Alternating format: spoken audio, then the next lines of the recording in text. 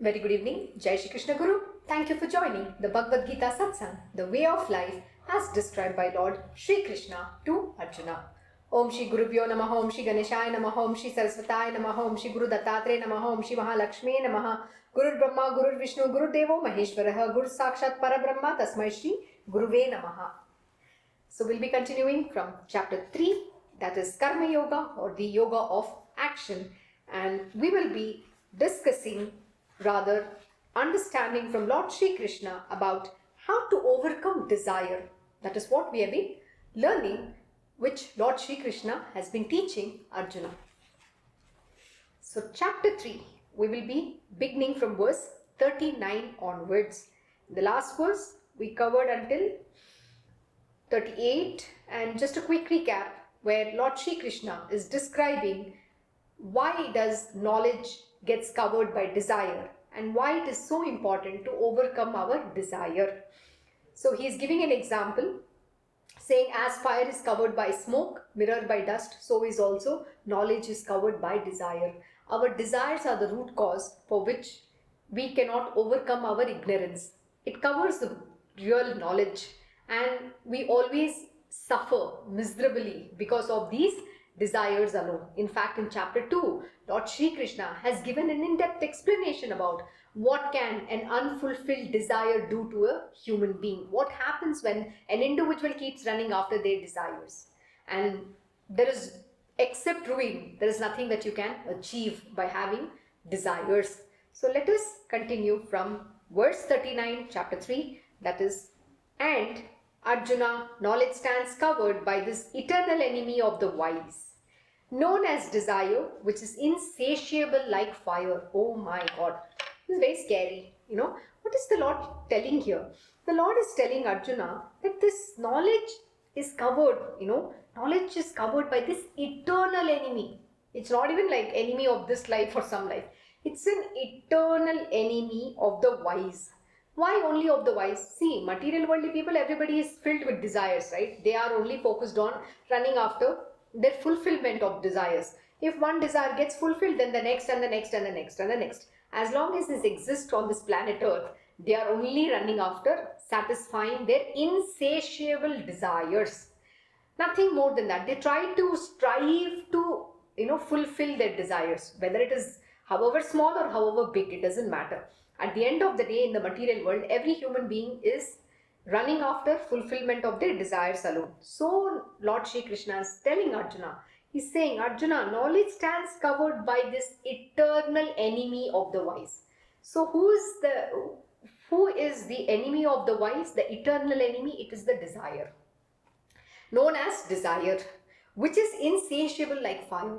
It's insatiable like fire. You can't extinguish you cannot extinguish it at all.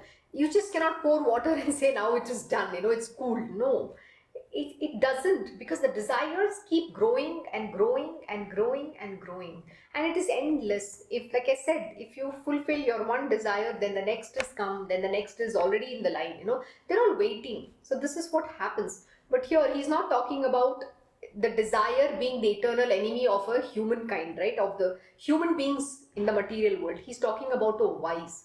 Why? Because if you are on the path of spirituality, the knowledge gets covered by these desires and they are your eternal enemies. Then what happens? You cannot attain your spiritual will. So then you will also remain like this every other human being, an ordinary human being living a mundane existence, like a crass human being trying to also fulfill your own desires.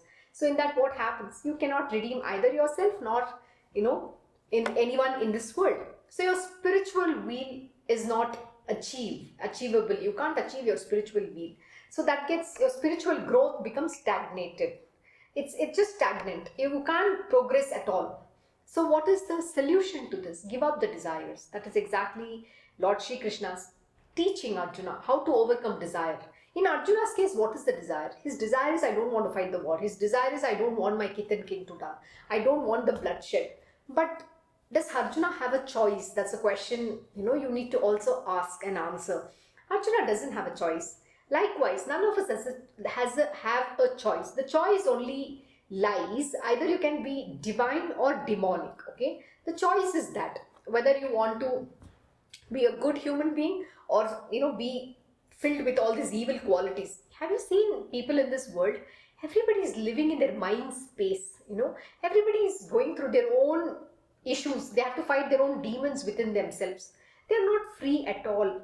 There is no goodness, there is no positivity. Everybody is gloomy, everybody is feeling miserable about something or the other. Either it is about people, place, things, whatever you might want to call, or even your work, right? Something they're finding or feeling miserable about. They're never up to the mark. They're not on a we say being high spirited all the time. They don't have that. Once in a while, suddenly out of the blue moon, do we feel that sense of having that high spirit. It's only momentary, it's not constant.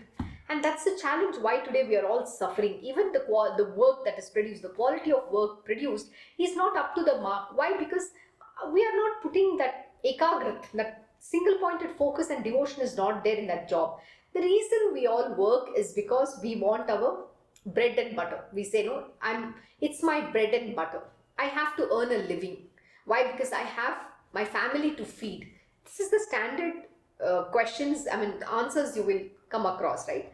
Not just that. Then what is the next important thing? They will say, oh, I have my EMIs to pay. I have my bills to pay. I have to take care of my old parents. I have my children. Too many things, okay?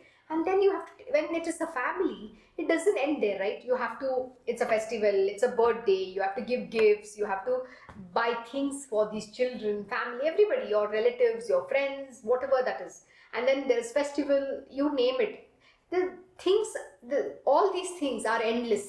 So you continue to fulfill the desire, not now though your desire doesn't exist, but it is your family's desires, your relatives' desires. So when you keep fulfilling that, then what happens to you? You're nothing but a servant. You become a slave over there. You're just working because you have to take care of all of this. So that shraddha, that bhakti to that work is not there at all. You're only working because you have to make a living. Like I said, the reason is endless. And what happens then? Then you are not performing your duty to the highest of your ability. We say work is worship. Are we even giving that kind of output based on what the salary we are getting today? No, we don't. If you ask me, like my Krishna Guruji will always teach, don't say hard work. People these days hardly work. It's not about sitting on the calls for endless hours, 12 hours, 13 hours, you sit on calls. But how much you're actually doing productive work? Half the time, when you have to keep listening to these endless calls, lengthy calls, your attention span, you have already lost the people talking to you or speaking with you, because your attention span is too short-lived. So what needs to be done? We need to be more efficient. We need to be highly productive, which means we need to come prepared. So for anything, even if you go for a call, you have to come well prepared. And most important thing that you need to learn is to giving back time. It doesn't mean if you have 1 hour of call, you have to stretch it to 1.5 hours. On the contrary, can you wrap up in half an hour itself, whereas you can give people's time back, and that way the quality of work gets done. And plus, most importantly, when you get more time back, you're also highly efficient. Can you utilize the time to do more work or efficient work? And if you're able to do that, then you're also able to use the same time to enable yourself, develop yourself, build your knowledge. Those things can be accomplished, but today we don't do. We're very relaxed attitude. We are like, I don't care, I don't want to do this. And that's the state we are in, most of us. So my Krishna Guruji says, ask one person who's not in that state. Everybody is. But how can we have a high spirit within us all the time?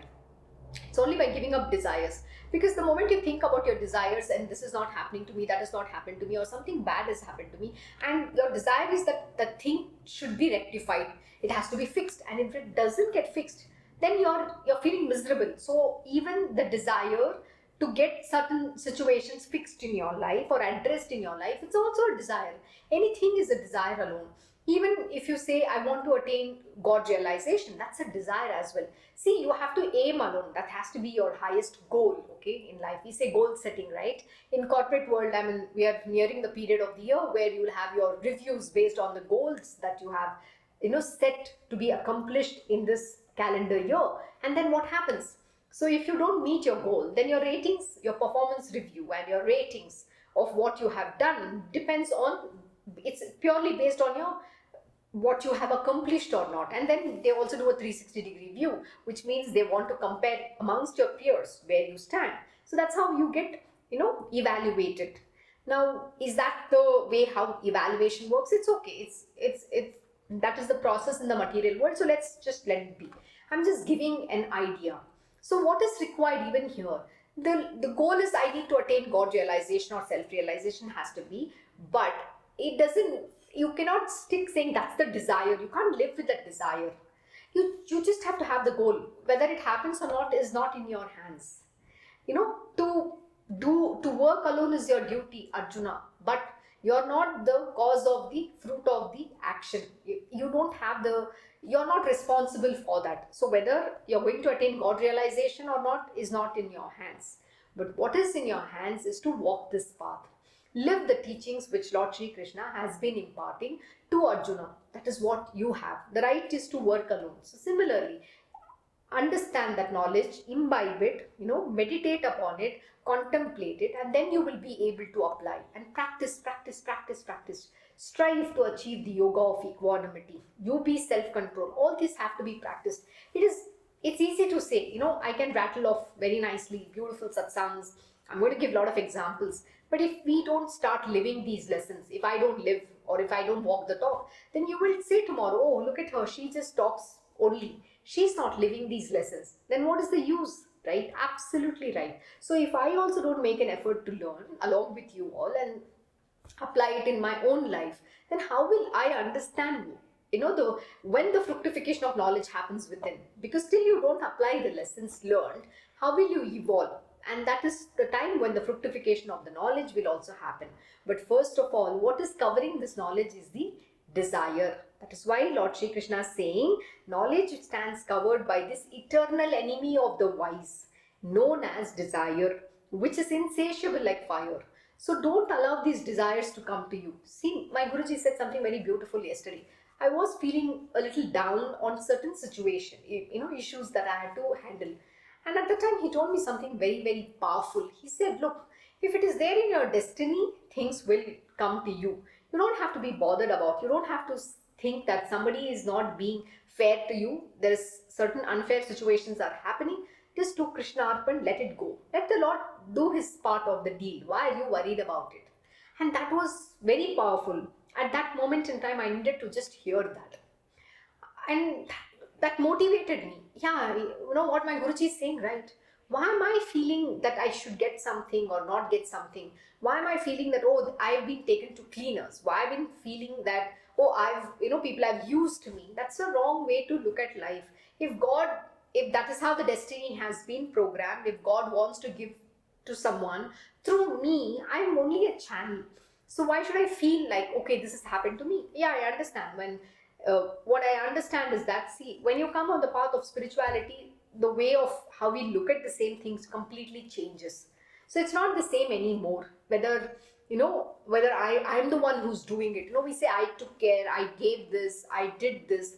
This sense of doership is not what you can retain when you're on the path of spirituality, or when you're actually learning, from the great master, under the tutelage of a great master. When you're learning about spirituality, you cannot have the sense of ownership to anything.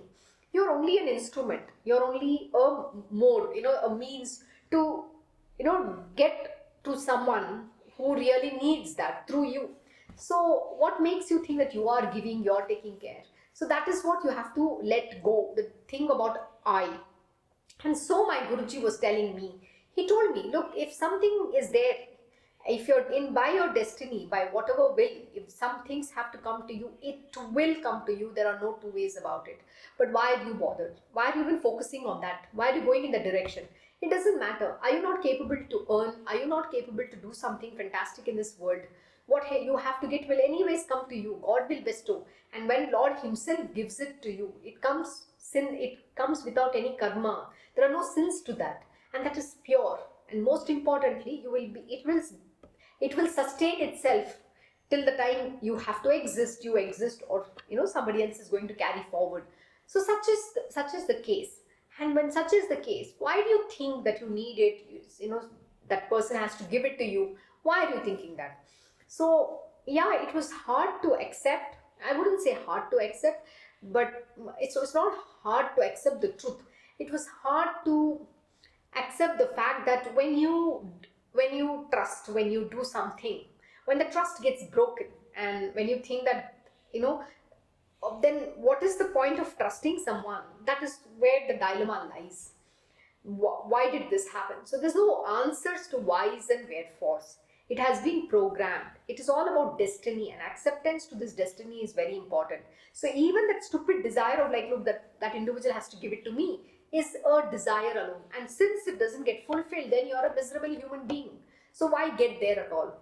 Like when what my Guruji taught, is just do Krishna Arpan. What has to come to you will anyways come to you. Why are you bothered? When the Lord is on your side, He's taking care of you. Can anything befall you? That's the conviction. That's the absolute faith one must have in the divinity. If you don't have, then there is no point. What is the use? So these are the questions that you need to ask yourself.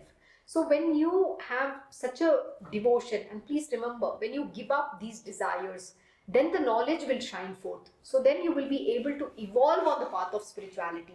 You will be able to do your swadharma, the purpose of your life, the duties which is born of your swadharma, following the path of dharma, that is righteousness. You will be able to, have the higher, you will be able to perform at a peak. The peak performance is what you will be able to give. Therefore, do not hanker after things. Give up the desire. That is what Lord Shri Krishna is teaching, and especially to those who are on the path of spirituality, to the wise. That's what he says, because they are the eternal enemies which cover the knowledge. So let's continue with the next verse. That's verse 40. The senses, the mind, and the intellect are declared to be its seat. What is its seat? The senses, the mind, and the intellect are declared to be its seat, covering the knowledge through these. That is, the desire deludes the embodied soul. That's very powerful. He's now giving a little more deeper explanation to give us an understanding. Where does all this stem from? The senses, the mind, and the intellect are declared to be its seat. So the desires are rooted somewhere, and the base where it is its seat. What is its seat?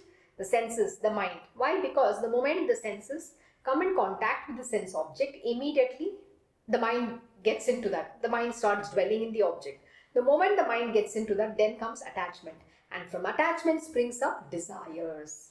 So I'm just giving you the order in which the desire stems from.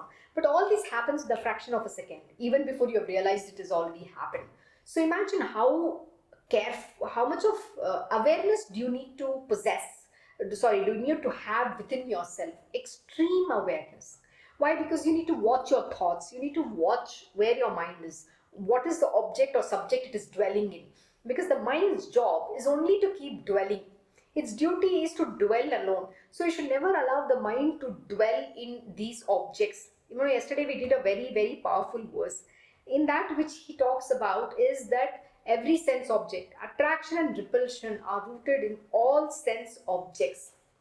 Now, since attraction and repulsion is already rooted in the sense object, don't you think when the senses come in contact with the sense object, the mind immediately comes in, and then obviously the intellect is telling you, yeah, this is the object. It's giving you that understanding from its memory. And then what happens? You become attached. And the first thing that happens is attachment. And from attachment springs up desires. Now, this is where you have to cut it. How do you cut that part? Don't even let your senses dwell, not the senses. Even if the senses come in contact with the sense object, do not allow your mind to dwell in that subject or the object.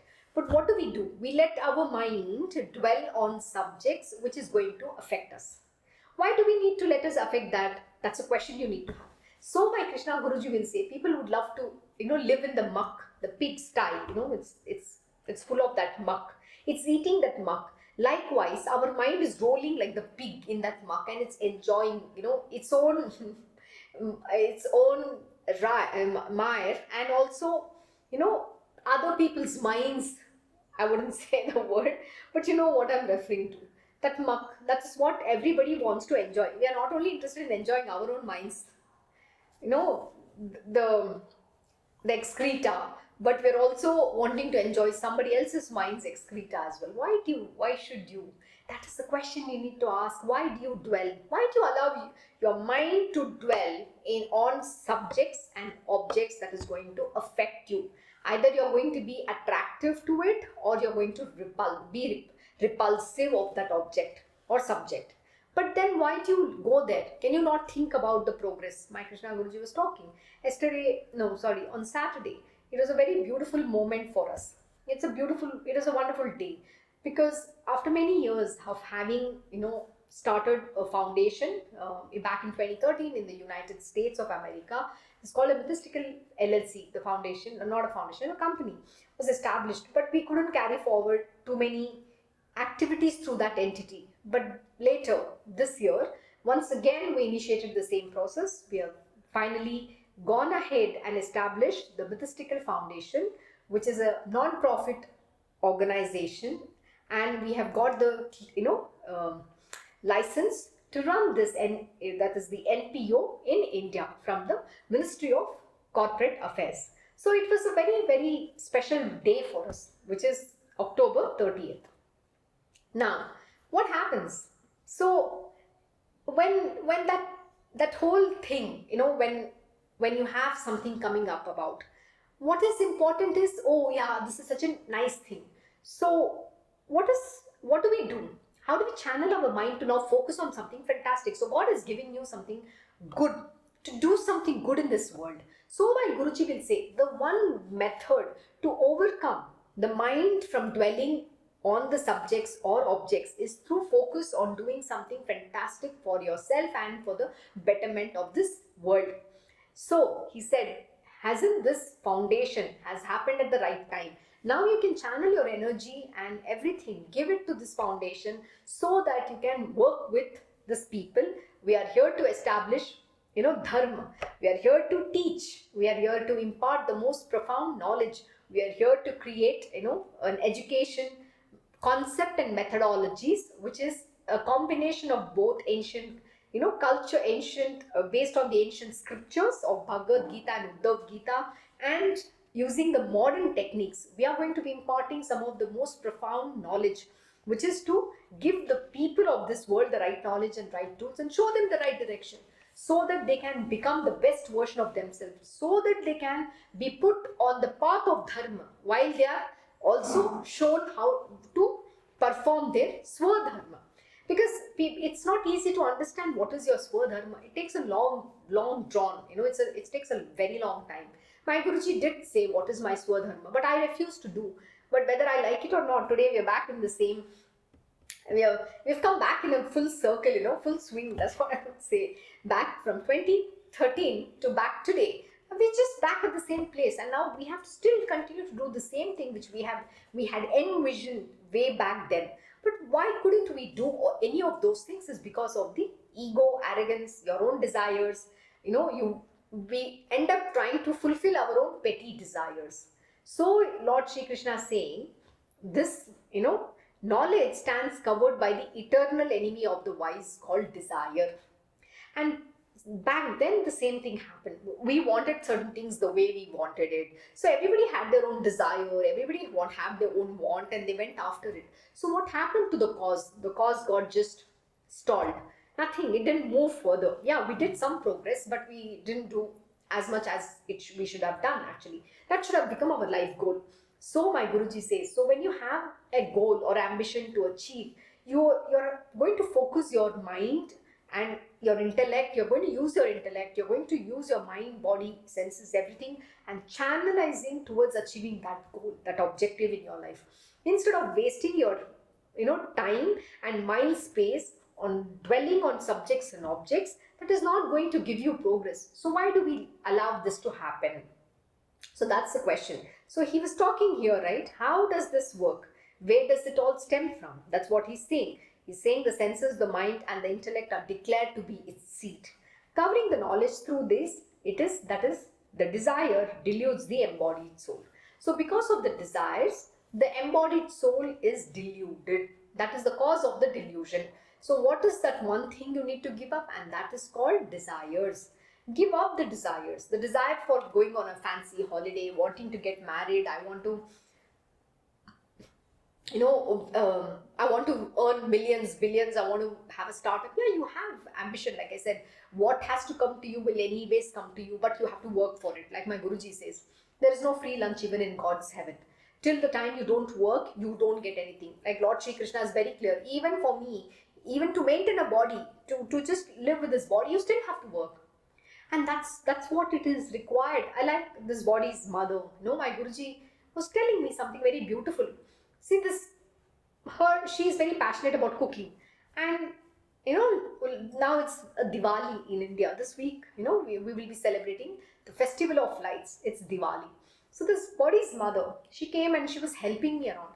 Morning till night, she would stand in the kitchen and work along with me. So it showed a passion. So what does that tell? That you have to work. It doesn't matter how old you are, how young you are. You have to be active. You have to keep yourself busy. You have to do something. You have to channel all your energies in work, in doing some work. Because we say, right, Karmayoga is what does it mean? Yoga of action. It's through your action that you attain oneness with the Divine Lord. So there are always paths of attaining Him. So what is the path that you choose is the choice that you still have. But if you take Bhagavad Gita, it's very beautiful. You know why? As a body, what did Lord Shri Krishna begin with? He began with imparting knowledge to Arjuna, which is about Jnana Yoga. And then he's teaching him Karmayoga. How do you perform selfless action, or how do you attain yoga? That is yoga of action. And the next adhyay, that's the next part, will be about bhakti. How do you attain love and devotion? But if you look at all these three things have to be imbibed and applied. Knowledge is there so that you can, follow the right path. You can go ahead on the right direction. So right knowledge is important. Without knowledge, you are an ignorant being. Please remember. So here also is saying, right, knowledge stands covered by this eternal enemy of a wise, known as desire. So what is important? The right knowledge is important. Understanding the knowledge, we need to evolve. And so through action. So the knowledge has to be applied. Application of knowledge must happen. And then what is the next? And you have to work hard. You have to work following the righteous path. So once you do that, then the third thing is you have to attain the love and devotion, which is to just have bhakti towards everything that you do. So doesn't it tell you that whether you like it or not, all three is embedded within us? Yeah, individual paths are different. If you choose, I only want to do action and attain. But if you look at it, all these three are already integrated. One cannot go without another. Yeah, we say there are people who are Sankhya yogis. They decipher God. They are highly knowledgeable being. In the sense, knower of the Brahman. But even they have to do some work in this world. Even a basic duty of my Guruji is to teach us, is to guide us, is to show us the path, is to put us on a path, is to empower us. He does his duty to the highest of his ability. Nobody is as perfect as him. He's the highest perfectionist I have ever seen. He is the perfect example of everything that exists, of who Lord Shri Krishna is. Every word of Bhagavad Gita, my Guruji lives and breathes. And to become that is not a joke. And we all have to strive. So most important, what is required? Then you have a focus in life. Why you should work is what I'm coming to. So to not let your mind dwell on subjects and objects, you have to have a focus, have a goal. And when you're whole day busy with it, then there is no point. There is no way your mind is going to go dwell in the sense objects or the subjects that is going to affect you. This is the reason why my Guruji was telling, see, today you have this foundation. You are here to do something fantastic in this world, and we have to take whatever that we have learned, understood everything for the betterment of this universe. So we have to enable them. We have to empower them. How do we do? So we all have to work towards that goal. So today I have an objective. I have a goal. My focus has to be 100% thinking about that. I cannot think about subjects and objects which is going to give me, which is going to pull me down, which is going to make me very depressed, upset, angry, agitated, irritated, you name it, turbulence in my mind. All those things can happen. But why should I go in that direction? So when you understand the truth, what has to come to you will anyways come to you. You will give up your desires, no matter what the desire is. So this is the reason why I gave you this lengthy explanation, so that you understand. How do you, one is what happens, the number two is how do you tackle that situation when it happens. How do you overcome this? How do you avert, rather? Don't even get into that space. How do you completely avert it? Then he says, covering the knowledge through these, the desire dilutes the embodied soul. So what happens? Then the embodied soul becomes deluded. Then they don't understand what is happening to them. They're only thinking that I am the body, I am the body. Because that embodied soul, he says, right, dilutes the embodied soul. So then you think, okay, I have an ambition. I want to live abroad. I was going to live abroad, but you brought me back to India. Those kind of things goes on. It's just because we are doing yo-yo in our mind. We are not sure about, we are not accepting things, in our life. Most important lesson here is, my Guruji once said, what comes to you effortlessly is something that you have to do. That is also part of your swadharma. You're not going after it, but it is coming to you effortlessly. So just keep doing it. Why are you saying whether you like it or not like it? So the aspect called attraction and repulsion shouldn't be there. I like, I don't like. I like something I love, I hate. You can't like or dislike. Both cannot exist. And like I said, attraction and repulsion is rooted in all the sense objects. So who has to overcome? It is you. And I gave you some methods about how you can do it. But this cannot be achieved overnight. You have to really, really strive hard. You have to practice it. You have to the application of this knowledge has to happen every single day, rather constantly, every single moment. But once you reach that destination, please know that it becomes effortless. And that is what you have to get to. Everything will become effortless after that. But there is always going to be the starting trouble. Many of us have the starting trouble. We need kick. We need lot of kicks so that we can progress. We can be pushed ahead. But until that kicks are not given, we don't want to lift even our finger to do anything in this world. That's what happens. Give me a minute. There is some aeroplane.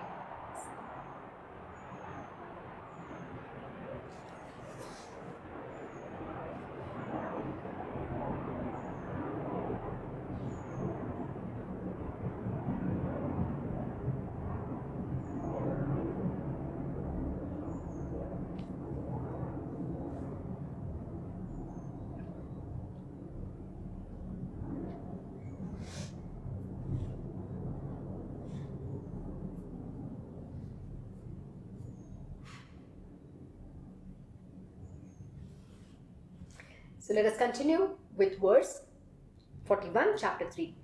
Therefore, Arjuna, you must first control your senses and then kill this evil thing which obstructs jnana, that is knowledge of the absolute or nirguna Brahma, and vijnana, that is knowledge of sakara Brahma or manifest divinity. So therefore, Arjuna, you must first control your senses. See, it all begins with controlling your senses. Until you don't control your senses, you can't achieve anything. And then kill this evil thing which obstructs, what is? Jnana, knowledge of absolute or nirgun Brahma. So the unmanifest, the absolute Brahman. So it obstructs it. You can't understand the truth at all. That's what we say, right? He's saying it's an eternal enemy. So we have to control. But where it all begins, it begins from the senses. Because when the moment the senses come in contact with the sense object, and then your mind comes, then the mind dwells, and then attachment comes, and then that stems the desires. So even before you have realized, you don't know what has already taken over you. So what is important? Having an awareness of what is happening within you is extremely important. And most important is control. You don't let it go to that level. You don't go to ruin. You don't get going to that level. But can you avert it right in the beginning? That is what he's saying. Then kill this evil thing. You have to kill this evil thing which obstructs jnana, the knowledge of absolute or nirguna Brahma, and vijnana, that is knowledge of sakara Brahma or manifest divinity. So it obstructs both. So where is the point? How will you then evolve? You can't evolve at all.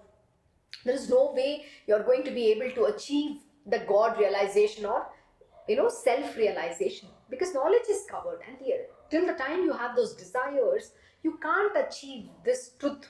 What we say, it is called Satchidanand, that is truth, knowledge and bliss. All these three things are covered, because knowledge itself is not able, you are not able to understand. So where is the point of going to realizing the truth? It doesn't happen. So what is important? Kill this evil thing which obstructs jnana and vijnana both. How do you kill it? So I gave you one example. I gave you one method of how you can do. The first is you have to convince yourself, within yourself, I don't have to dwell on any subjects and objects that is going to affect me. Either it's going to make me feel quite happy, or it's going to make me feel miserable. Why do we need? But if you see 99.99% of the time, a human being feels miserable because they are dwelling on subjects and objects which is not going to give them progress. They're dwelling on topics which is going to affect them. It could be anything that is hurting you at that moment in time.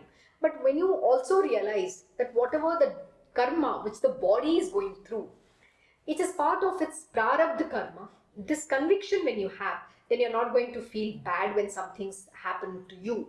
But the understanding is you're not, this body is again missing from us. Because you don't understand that you're not this body, you think you are suffering. That is what it says, right? It says, so covering the knowledge through the desire dilutes the embodied soul. So what happens? The embodied soul is diluted. Then you cry. You think you are the body. Then you are suffering. You don't know what to do. Then you say, oh my God, it is hurting me. Somebody is calling me names. Somebody is saying bad to me. My father is a villain. My mother is a, villain. My husband, wife, children, everybody is against me. They're saying something bad to me, or they're saying something nice to me. I love my mother the most. I hate my father the most. All this thing goes on. Why? Because we believe I am the body. So you know how much of gymnastic is happening in your mind? Oh my God. And then what happens to the real work? The work suffers.